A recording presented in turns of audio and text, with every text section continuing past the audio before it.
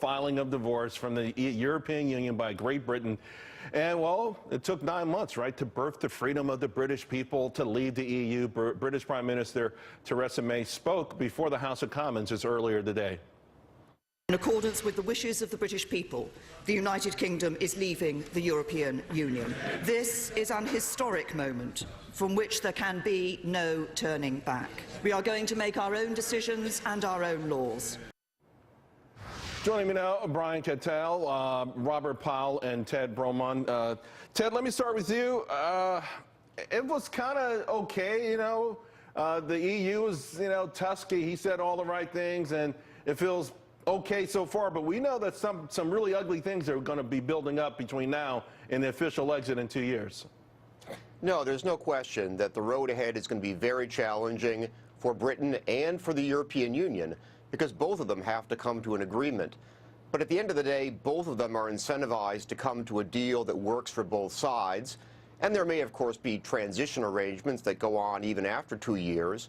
But I find it very hard to believe that in 2 years, the UK won't basically be out of the European Union with a deal that works for Britain, for the EU, and for that matter, for the United States. But if it was that simple, why was it such a big deal? And also, I mean, the European Union has to be very anxious. You've got, of course, elections coming up. We always focus on France, but Italy might be more, more of a danger to the splitting up the EU. Are they going to find some way to punish Great Britain to sort of warn other nations, hey, don't try this? Well, Charles, I mean, as Theresa May said today, it was historic. It was a highly choreographed, I think, well-telegraphed event. But make no mistake, what we're going to be seeing from here on for the next 2 years and probably beyond is effectively a knife fight in a telephone booth with lots of different participants. And the thing that you have to really bear in mind is that the EU is not going to be a constant variable. It is under existential pressure. We don't know what's going to happen in the French elections coming up next month or the German elections, and that could make the EU leaders even more desperate. That could give Theresa May more leverage in her negotiations, which will be very difficult. But the road ahead, I think, is very uncertain, and we can't say for sure exactly how this deal will come out. Also, though, before, speaking of saber-rattling and fear-mongering, we heard from all the top economists that this will crush Great Britain's economy. So far, that has not happened. Is there a chance, although I do think they're saying next year 1% GDP growth, is there a chance that Great Britain will feel just some serious economic pain from this? Yeah, we weren't all wrong. We were right about the currency dropping. It's pushed up inflation, sure. So real wages are going down.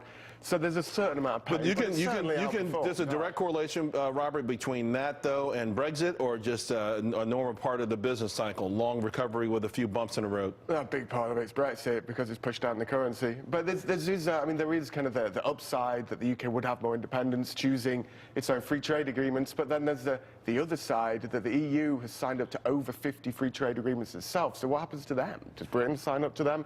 These things have to be negotiated, and it's going to be fiendishly complicated. Who are they going for first? Is it China, or do they enhance their relationship with America?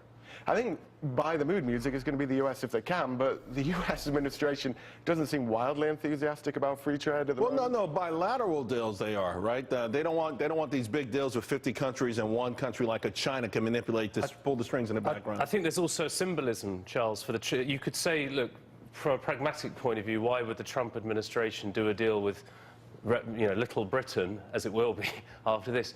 But there's a real symbolism for the way the Trump people think, the way they see the historic special relationship. And again, that will be a thing which gives Theresa May huge leverage, and she's already invested a lot of political capital in that relationship with Donald Trump.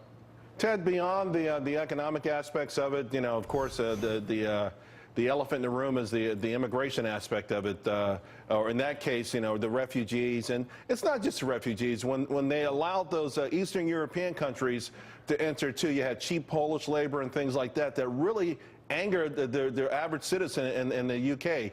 Is that going to be solved? Do you think you'll see less immigration, less legal immigration, to the point where they're trying to revive their economy in a way that's being talked about here in America? I'm not sure there'll be less immigration. I think the immigration will be skewed more towards higher skilled people, away from lower skilled populations in Eastern Europe. and the immigration will be spread more widely from sources around the world, including the United States, but a lot of other places as well, because the essence of being in the European Union was that it really encouraged Britain, because it couldn't control European immigration, to control immigration from outside of Europe, that is, everywhere else in the world. That balance, I think, is going to end up changing quite a lot. Real quick. Yeah, it's, if there was not less immigration, there'd be a lot of furious Brexit voters because a lot of people voted for less immigration. Absolutely. All right, guys, let's leave it there. Thank you all very much. Well, stocks unable to capitalize on yesterday's rally. At least the Dow didn't. But I can tell you there was some more amazing news out there, the kind of news that bodes so well for your